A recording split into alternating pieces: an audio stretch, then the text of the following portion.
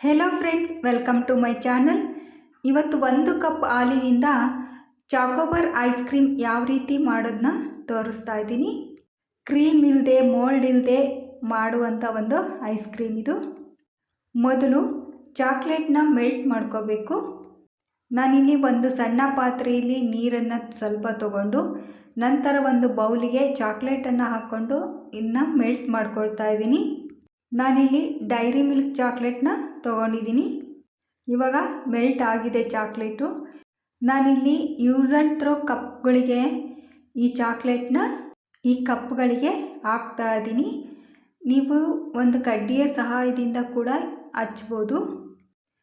ತೀರ ತೆಳ್ಳನೂ ಹಚ್ಚದೆ, ದಪ್ಪನೂ ಹಚ್ಚದೆ, ಒಂದು ಮೀಡಿಯಮ್ ಇದರಲ್ಲಿ ಹಚ್ತಾ ಬನ್ನಿ. ತೀರ ತೆಳ್ಳ ಹಚ್ಚಿದ್ರೂ ಕಟ್ಟಾಗೋ ಚಾನ್ಸಸ್ ಇರುತ್ತೆ. ನೋಡಿ, ಇದೇ ರೀತಿ ಎಲ್ಲ ಕಪ್ಗಳಿಗೆ ಹಚ್ಚಿ ಇದನ್ನು ಫ್ರಿಜ್ಜಲ್ಲಿ ಒಂದು 5ರಿಂದ 10 ನಿಮಿಷ ಇಟ್ಟರೆ ಸಾಕು. ಈ ಕಪ್ಗಳು ಸ್ವಲ್ಪ ಡ್ರೈ ಆದರೆ ಸಾಕು. ಇವಾಗ ಗ್ಯಾಸ್ ಮೇಲೆ ಪಾತ್ರೆಗೆ 1 ಲೋಟ ಹಾಲು ಹಾಕ್ಕೊಂಡಿದ್ದೀನಿ.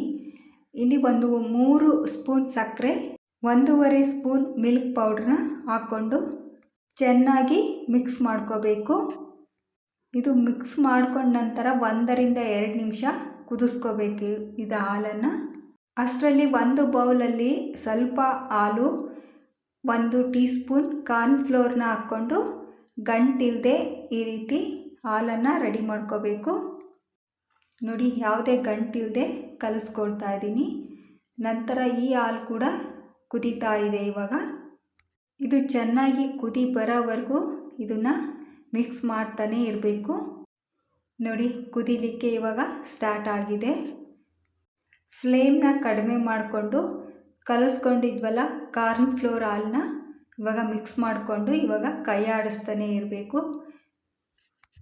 ಇದು ಹಾಕಿದ ನಂತರನೂ ಚೆನ್ನಾಗಿ ಮಿಕ್ಸ್ ಮಾಡಿಕೊಂಡು ಇದು 1 ನಿಮಿಷ ಕುದ್ರೆ ಸಾಕು. ನಂತರ ಅದನ್ನೇ ಕಂಪ್ಲೀಟಾಗಿ ತಣ್ಣಗಾಗಲಿಕ್ಕೆ ಬಿಡಬೇಕು. ನೋಡಿ, ಇವಾಗ ಚೆನ್ನಾಗಿ ಕುದ್ದಿದೆ. ಗ್ಯಾಸ್ ಆಫ್ ಮಾಡ್ಕೋಬೇಕು. ನೋಡಿ, ಇವಾಗ ತಣ್ಣಗಾಗಿದೆ. ಇದನ್ನು ಒಂದು ಮಿಕ್ಸಿ ಜಾರ್ಗೆ ಹಾಕ್ಕೊಂಡು 1ರಿಂದ 2 ಸೆಕೆಂಡ್ ಗ್ರೈಂಡ್ ಮಾಡಿಕೊಂಡ್ರೆ ಸಾಕು. ನೋಡಿ, ಈ ಕಪ್ಗಳು ಕೂಡ ಇವಾಗ ರೆಡಿ ಆಗಿದೆ. ಇವಾಗ ಮಿಕ್ಸಿಗೆ ಹಾಕ್ಕೊಂಡಿದ್ವಲ್ಲ ಈ ಐಸ್ ಕ್ರೀಮ್ನ ಈ ಕಪ್ಗಳಿಗೆ ಹಾಕ್ಕೋಬೇಕು. ಎಲ್ಲ ಕಪ್ಗಳಿಗೂ ಹಾಕ್ಕೊಂಡು ನಂತರ ಇದಕ್ಕೆ ಮೇಲೆ ಹಾಕಲಿಕ್ಕೆ ಒಂದು ಪೇಪರ್ನ ಕಟ್ ಮಾಡ್ಕೋಬೇಕು. ನಂತರ ಮಧ್ಯದಲ್ಲಿ ಒಂದು ಹೋಲ್ ಮಾಡ್ಕೋಬೇಕು. ಈ ಹೋಲ್ ಏನಕ್ಕೆ ಅಂದರೆ ಈ ಕಡ್ಡಿ ಅಥವಾ ಸ್ಟಿಕ್ ಸ್ಟ್ರೈಟಾಗಿ ನಿಂತ್ಕೊಳ್ಳೋಕ್ಕಷ್ಟೇ. ಇದೇ ರೀತಿ ನಾನು 3ಕ್ಕೂ ಕಟ್ ಮಾಡ್ಕೊಂಡು ಹಾಕ್ಕೊಂಡು ಇದನ್ನು ಓವರ್ ನೈಟ್ ಫ್ರಿಜ್ಜಲ್ಲಿ ಇಟ್ಟಿದ್ದೆ. ನೋಡಿ, ಇವಾಗ ಆಲ್ರೆಡಿ ಗಟ್ಟಿ ಆಗಿದೆ. ಎಲ್ಲ ಪೇಪರ್ನ ತೆಗೆದಿಟ್ಟು ನೋಡಿ, ಎಲ್ಲ ಕಂಪ್ಲೀಟಾಗಿ ಆಗಿದೆ. ಈ ಚಾಕೋಬಾರ್ ಐಸ್ ಕ್ರೀಮ್ ಕೂಡ ರೆಡಿಯಾಗಿದೆ.